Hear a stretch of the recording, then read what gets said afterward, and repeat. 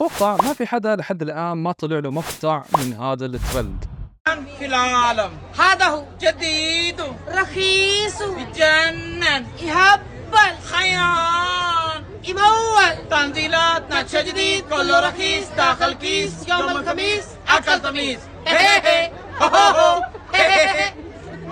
هلا والله معاكم ده. طبعا هذا الترند باخر فتره انتشر بشكل مو طبيعي، والمقطع الاصلي تبع هذا الترند جاب اكثر من 34 مليون مشاهده، ما شاء الله تبارك الله. تمام، ما بدنا نحسد الرجال. بس من بعد هذا المقطع حرفيا صارت الناس تنزل مقاطع بصوت هدول الشخصين او يحاولوا يقلدوا هدول الشخصين بطريقتين الخاصة. بس قبل ما أورجيكم مشكلتي مع هذا الترند، خليني أسأل سؤال: ليش كل ما ينشهر شخص بشيء معين خصوصا بالتيك توك تطلع الناس وبتصير تقلده بشكل أعمى؟ يا جماعة الخير، بدون ما يفهموا شو القصة ولا شو هو الترند، خلص هذا البني آدم انشهر يلا امشي نقلده. المهم الموضوع فيه مشاهدات، يعني نفس السبب اللي خلاني صراحة أسجل هذا المقطع. بس بالنهاية أنا ما عم بقلد حدا، بالعكس أنا عم بنتقد الشغلات اللي ما عجبتني. يعني حرفيا الشيء اللي عم بيصير بالتيك توك هو كوبي بيست، حرفيا أي ترند بيطلع كوبي بيست. فكرتي هي إنه الناس حبت هدول الاثنين لأنه كانوا عفويين بالمقطع وطلعوا بتهبلوا شوي وطلع المقطع بضحك. وراح اكون معكم صريح، حتى انا اول مره شفت فيه المقطع كان المقطع بضحك تمام، بس حرفيا الموضوع خرج عن السيطره. صارت الناس تقلدن بطريقه كرنجيه، بطريقه والله العظيم بتخليك تتنرفز من جوا حرفيا، والناس صارت بس تقلد لانه بدها مشاهدات. يعني بالله عليكم تخيلوا انزل لكم مقطع باليوتيوب باسلوب محمد عدنان، رسميا هذا اغرب ترند شفته منذ ان خلق الله سيدنا ادم قبل. يا جماعه الخير لا، ما بينفع، ما بينفع هيك. خليني اورجيكم مشكلتي الكبيره مع الترند.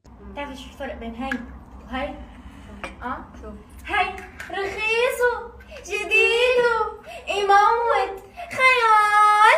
اما هاي يكلف يدفع يفلس يصدع ويموت وخيال سعره. اكيد خيال سعره. لا يا ربي، لا لا لا، بس وقف المقطع، وقف المقطع. شفتوا ليش كرهت الترند؟ لاحظتوا كمية الكرنج بالمقاطع اللي عم تنتشر؟ قبل ما حدا يفهمني غلط، انا ما عم بنتقد هاي البنت بحد ذاتها، لا، هي وفي كتير ناس غيرها كمان على التيك توك عم بيحاولوا يقلدوا هدول الشخصين بطريقة كرنجية كتير. انا عم بنتقد المحتوى ذات نفسه، انا ما عندي اي مشكلة شخصية مع اي حدا فيا، واساسا انا ما بعرفهم. دائما لما اشوف هيك اولاد على النت او حتى بنات ويكونوا صغار بالسن ويكونوا عم بيعملوا اشياء كرنج، بيخطر دائما على بالي سؤال واحد بس: هل يا ترى هدول الاولاد بس يكبروا رح يندموا على هذا الشيء؟ والله ما بعرف بصراحة، أنا بحس إنه رح يندموا، والله أعلم. عموما لو مفكرين إنه هذا الترند وقف عند الناس الكرنج اللي عم تطلع بالمقاطع بتكونوا غلطانين، لأنه حرفيا حتى أصحاب الترند أو الشخصين اللي نشروا هذا الترند الاثنين الباكستان ندموا على الشيء اللي سووه شوي صغير. اوكي ما راح أقول لكم كثير لأنه الموضوع جاب لنا فلوس وجاب لنا إعلانات وجاب لنا أشياء وإيجابيات كثيرة، بس مع هيك ندموا شوي لأنه حرفيا تعبوا من الناس اللي صارت تشوفهم بالشارع أو على الطريق وتروح لعندهم وتخليهم يحكوا نفس حكي الترند، حرفيا نفس الحكي. بالله عليك يعني ما فيك تفتح تيك توك وتشوف مقطع مرة ثانية؟ حرفيا صاروا يشوفوهم بالشارع يوقفون ويخلوهم يحكوا الترند، لا مو مرة ولا مرتين، لا يمكن 10 مرات أو أكثر.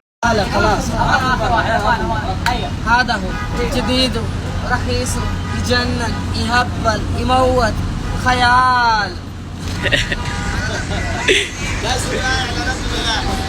قسما بالله شيء غريب. على العموم في كتير ناس وفي كتير اشياء وشغلات كرنج بهذا الترند، بس ما راح اطلع اكثر من هيك حفاظا على صحتك يا عزيزي المتابع. وقبل ما انهي المقطع، من لا يشكر الله لا يشكره الناس، فمشان هيك والله ما بعرف لو حكيت المقولة صح ولا خربت امها. على العموم شكرا لكم على دعمكم الجبار باخر مقطع، من ناحية التعليقات الاشياء، والله اللايكات قسما بالله هو الشيء اللي حفزني اني اسجل لكم هذا المقطع. شكرا كثير لكم على دعمكم المستمر، وبتمنى تسووا نفس الشيء بهذا المقطع. يعني تعليقاتكم ما بتتخيلوا قديش انا بتفاعل معها وقديش بحبها، واللايك يعني خلي المقطع ينتشر بكل مكان يا جماعه الخير. ولا تنسوا الاشتراك، خلونا نوصل 10,000 مشترك باسرع وقت ممكن. وبس والله بحبكم جميعا، كان معكم داي، بيس. اصنع النجاح بالإصرار وامضي في ثبات لا أعذار، انهض قاوم